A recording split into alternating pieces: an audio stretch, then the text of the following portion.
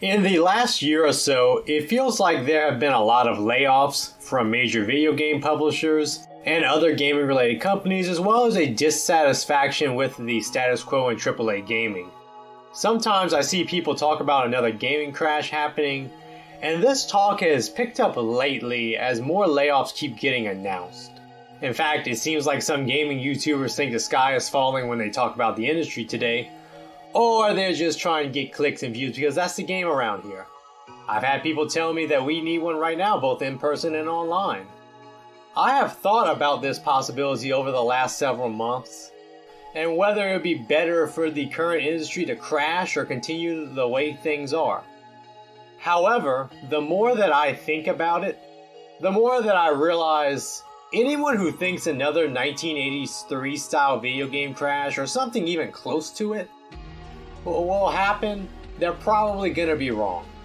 So in this video, I'm going to talk a little bit about the original 1983 video game crash, some of the similarities between then and now, why some people want it crashed in the first place, and why today is just a lot different from 1983 and much more resistant to having some sort of major collapse happen.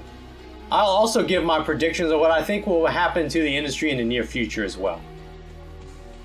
So to get started, let's talk about what caused the 1983 video game crash and the aftermath. One of the main causes was the massive amount of games and consoles that had flooded the market in the early 80s, especially in America.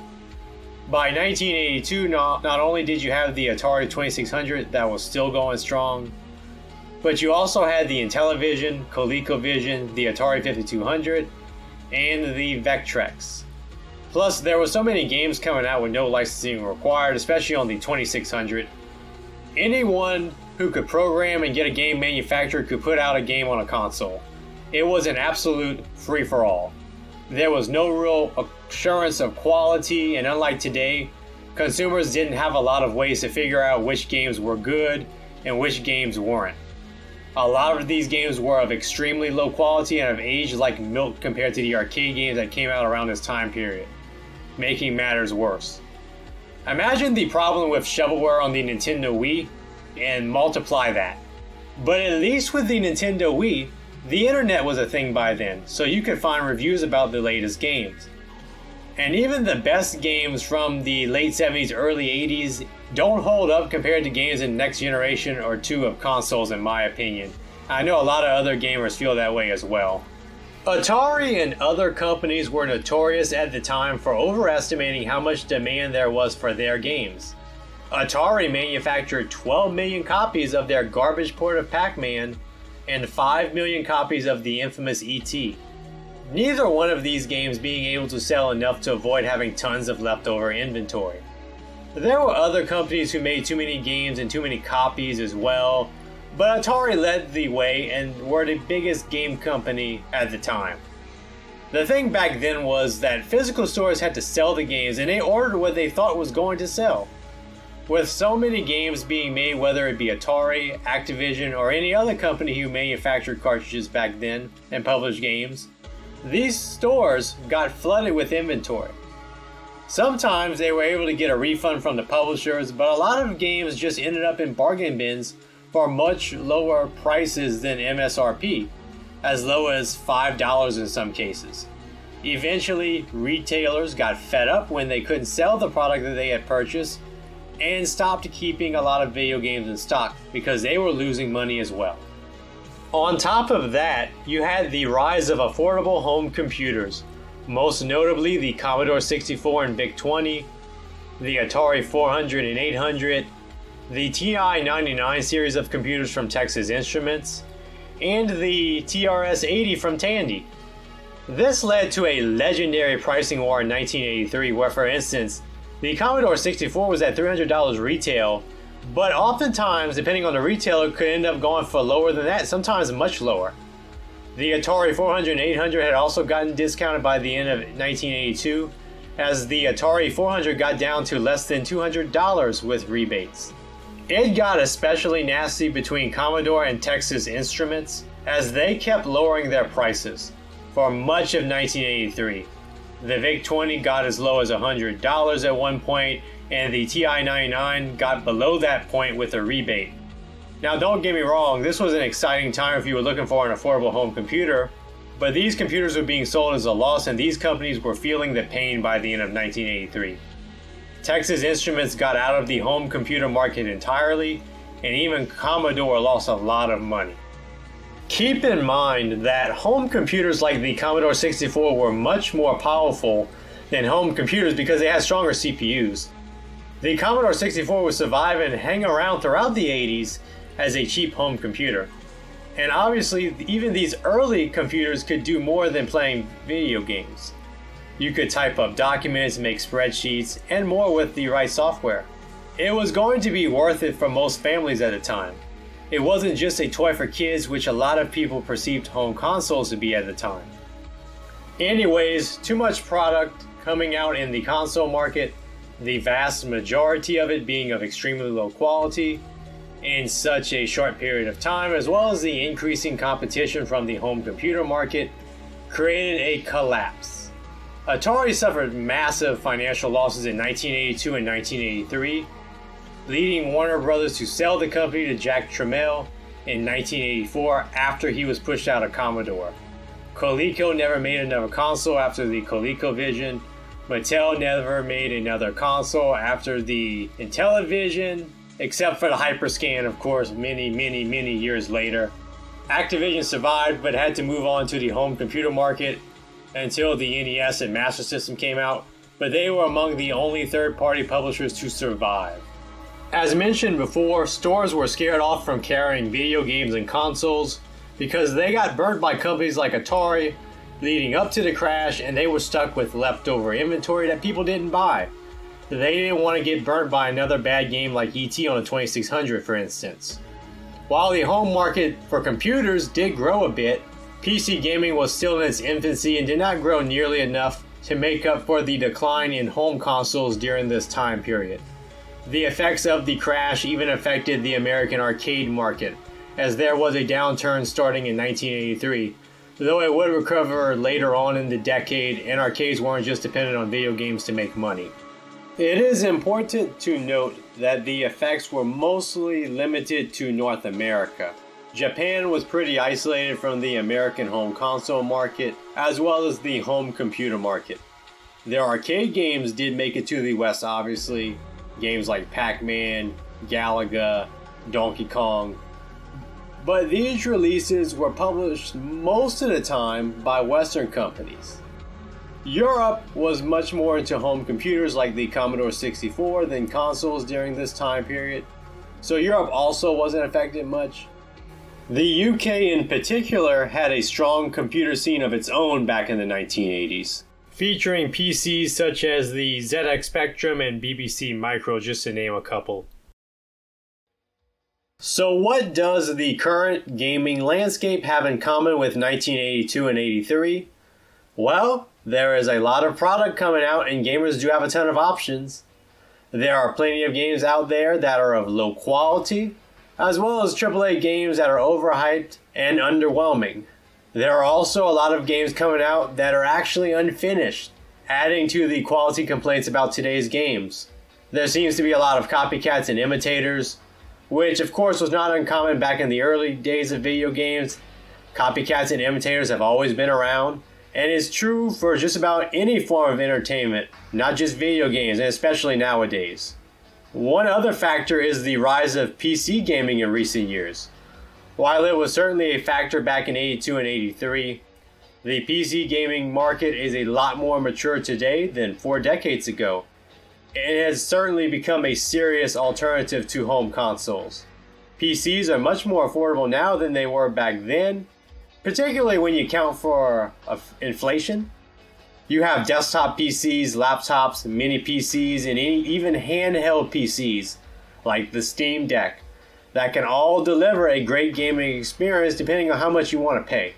Unlike back then, the games on PC are a lot more of the same big name games that you could play on consoles, except that you can push performance and graphics beyond the capabilities of a console if your PC is powerful enough. However, the one thing that was true back then and is more true now, is that PCs are more than just gaming machines. This is especially important if you are also a content creator. The last major similarity has to be the layoffs, obviously. By 1983, a lot of companies had to cut back dramatically or shut down. Last year, at least several thousand people, just going by the lowest estimates I found, got laid off. Some estimates I found had the layoffs at about 10,000 actually. And this year, close to 7,000 layoffs have been announced so far. These cuts have been taking place in companies big and small, and whether they are directly involved in making games or not, such as Ubisoft, Microsoft, Sony, Unity, Twitch, the Embracer Group, and Riot Games, just to name some. It's very clear that we've already hit some sort of peak, and that the current economics of the industry are unsustainable. Now, I've seen people say in person and online that another video game crash would be fine. When a lot of people say this, they're usually referring to the AAA gaming landscape from what I've seen, and I don't blame them. It's filled with sequel after sequel and a lack of fresh ideas.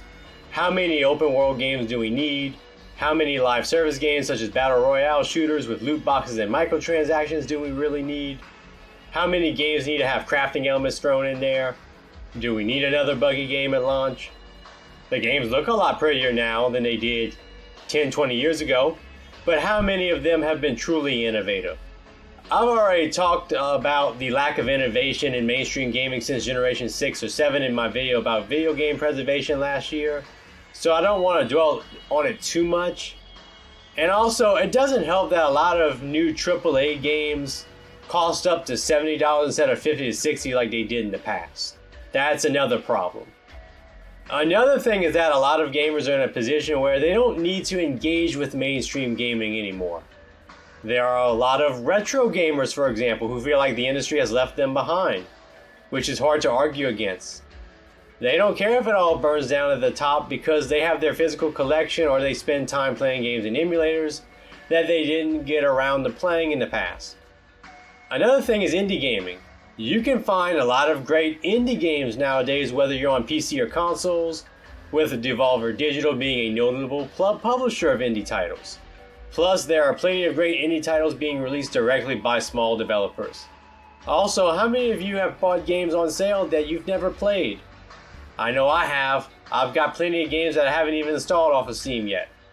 JKB, another YouTuber, pointed out the backlogs that a lot of gamers have in his video on the state of gaming.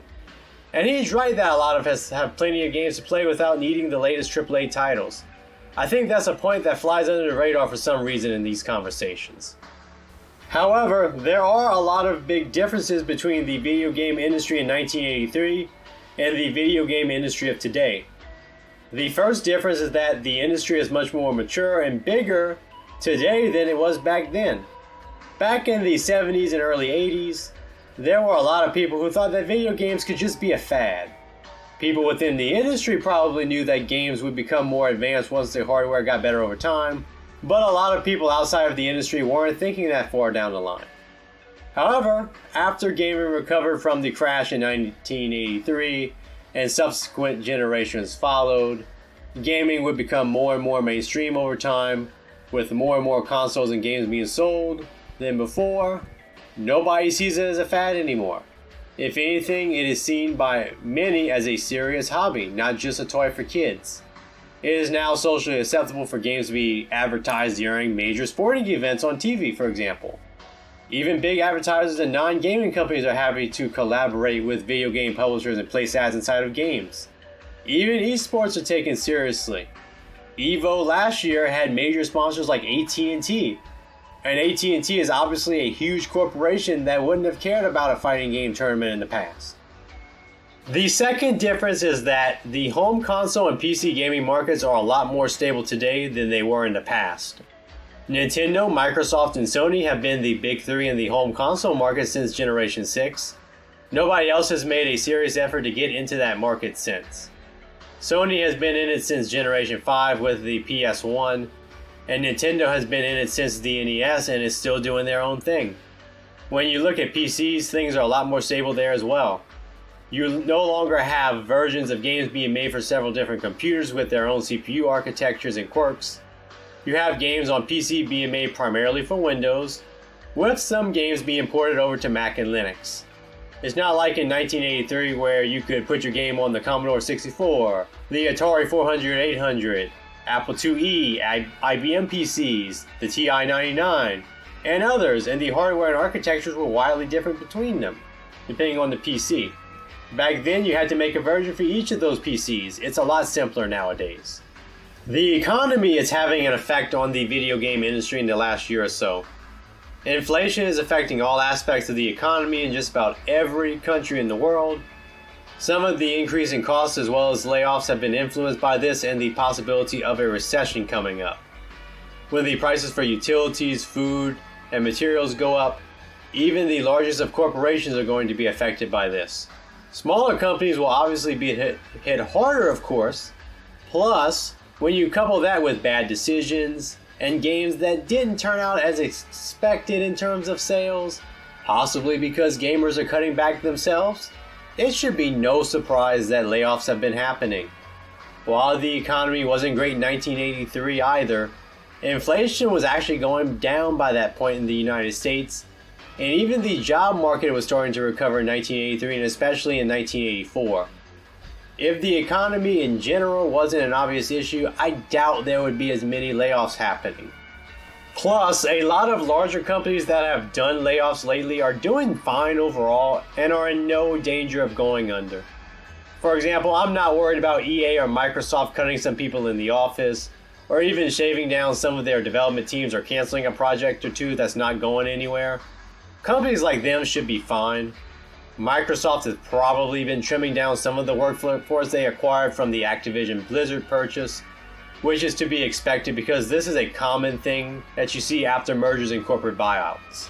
I definitely don't see a 1983 Atari collapse happening in this landscape. The only major company in the console and PC market that I would be wondering about in the longer run is the Embracer Group. They bought up a ton of companies and gaming franchises in recent years and have made tons of layoffs recently in order to help pay off the massive amount of debt they acquired in the process of expanding. They haven't been able to make a massive blockbuster hit yet with any of their recently acquired IPs, which is not helping either. The last major point that I would make against a crash happening anytime soon is the fact that the gaming industry nowadays is not just mature and has lots of money, but that money is also spread out among different sectors of the industry. Even if one sector falls, like let's say games as a service, the entire industry won't go away. If the retro gaming market were to just disappear hypothetically, retro video game stores would be gone, but Microsoft, Sony, and Nintendo probably wouldn't feel any negative impact from that. If the mobile gaming market were to crash, Nintendo would not be impacted all that much by that, as they've been pulling back from that market recently. PC gaming isn't really affected by what Nintendo does, for example, though Microsoft and Sony do release their games on PC nowadays. If Microsoft decides to stop making Xbox consoles as rumored, developers can still make games for PC, PS5, or the Switch, not to mention the upcoming Switch successor whenever that comes out. It'd be almost impossible for console, mobile, or PC gaming to completely crash like consoles did in 1983, let alone all three of these distinct sectors going down almost simultaneously. Before I wrap up this video, I want to talk about things that I think are more likely to happen instead of a big gaming crash in the next year or so. Things that I think will be big in the gaming landscape. Things that have a major impact. One thing that I definitely expect is for these layoffs to continue throughout this year and possibly into next year. A lot of people believe that the US economy will be in a real recession by the middle of this year, and if that happens, the video game industry will not be immune to the effects of that. The second thing is that I do believe the rumors about Microsoft not making another Xbox console and instead becoming a third-party publisher. I think they will continue to support the Xbox Series consoles until 2026. After that, I think they'll be pushing Game Pass and become the biggest third-party publisher in the industry. Once streaming becomes mainstream in gaming, I think they'll just embrace that as their primary form of distribution. I think the Xbox brand will actually be much more successful going down this route instead of losing tons of money on making another failed console. whether you like this or not. Speaking of Xbox's future, if they get out of the console market, I expect the arms race between Sony and Microsoft to acquire studios to cool down. I think Sony will, in particular, will calm down and not be as worried about Microsoft stealing future games from them if Xbox games are going to be multi-platform in the future. They won't have to worry about Call of Duty or Elder Scrolls no longer being available on PlayStation consoles if that's the case. One third-party company to keep an eye on is the Embracer Group. As I mentioned already, they have a ton of debt, about $1.3 billion as of last year, and have been making cuts left and right lately. Most notably, they shut down Volition, the studio most famous for the Saints Row series that was pretty successful back in Generation 7. They shut down the recently revived Free Radical Design, who are famous for the Time Splitters series, and they were actually working on a new Time Splitters game. They also canceled an upcoming Deus Ex game that had been in the works for 2 years up to that point. And they had made some cuts to their developer, Eidos Montreal, who had been working on this game. I would expect even more cuts and sell-offs of some of their assets if they can't get some big-name games out that can make them a ton of money in the next year or so. The thing that could make them a ton of money and save them is a new Tomb Raider game that is supposed to be in development. I think the fate of that entire company could ride on that game, though I do think they could make a lot of money potentially off of the licensing rights to Lord of the Rings. If they don't turn it around soon, I would expect them to sell off most of their assets when they go under, and I would expect a major bidding war among the AAA companies for the biggest franchises. They're already supposed to be selling off Saber Interactive according to recent reports. I think someone would buy Tomb Raider in a heartbeat. I could certainly see a big company buying the rights to Deus Ex or Saints Row as well. I wouldn't be surprised if Amazon stepped up and bought up the biggest assets because they've been trying to get into gaming for years. Their game company, Amazon Games, a publisher, they are publishing the next Tomb Raider game, so I wouldn't rule this out. And don't forget, they also tried cloud gaming with Amazon Luna. I'll give one last prediction for something that I haven't talked about in this video so far, and that is the decline of physical media. I would certainly expect this trend to continue, especially when it comes to games for the Xbox Series and PlayStation 5. Walmart is going to get rid of Xbox games in store if they haven't already. I would expect other retailers to do the same. This will actually benefit video game publishers because they won't have to worry about getting physical copies of games manufactured like they used to. The current economic conditions may accelerate this trend as an effort to cut costs. It also means that they don't have to worry about getting their games on store shelves like they did back in 1983, so distribution is not as much of an issue nowadays. I also wouldn't be surprised if Nintendo's next console was digital only. It makes sense to me. So anyways, that's my opinion on the possibility of another video game crash as well as where I think the industry is going. I just don't see a big crash happening in the current landscape. This is such a big industry at this point that I can sustain a little bit of hardship and survive. As much as some of us do not like the current state of gaming, it's probably not going away unfortunately, unless tens of millions of gamers quit playing modern games all of a sudden and vote with their wallets. You are seeing a contraction, but I would argue it's more of a recession than a crash. And a lot of this is tied to the current state of the economy and maybe one or two trends starting to wane like live service games for example, which others have already discussed extensively. But what do you think? Do you agree or disagree with my take? Do you think my predictions are realistic or not? Let me know in the comments. If you enjoyed this video, hit that like button and subscribe for more videos like this as well as playthroughs of classic games done without continues or cheats. Thank you for watching and I'll see you again soon.